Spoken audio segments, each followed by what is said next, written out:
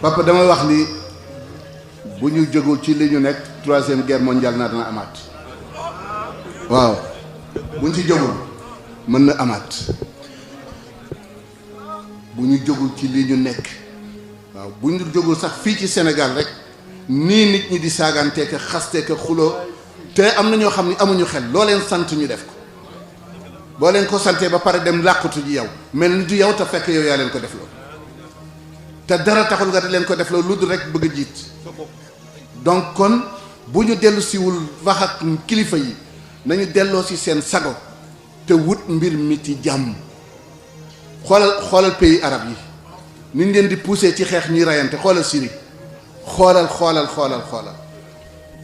loolu day dem tey te guerre mondiale boo ko day def ak ku amul dara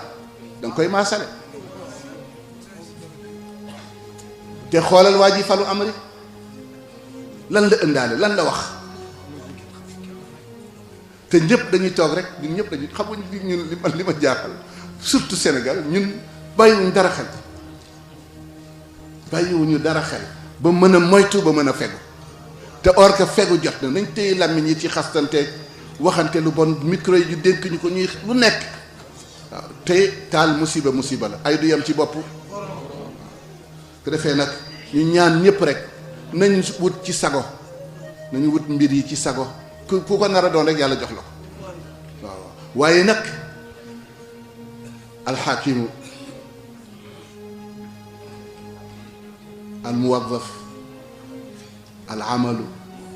rabbul amali yii yëpp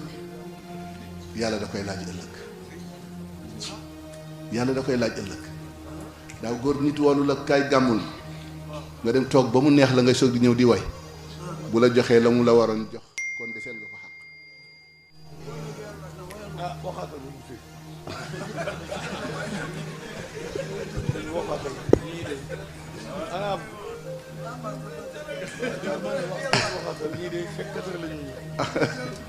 xam nga damay dem sama bureau di liggéey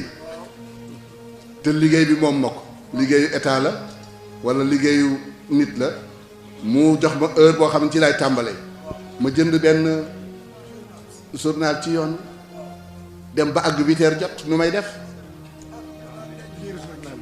boo ci liiree benn seconde bokkatul ca réew ma seconde boobu boo ko fayoo lekk nga riba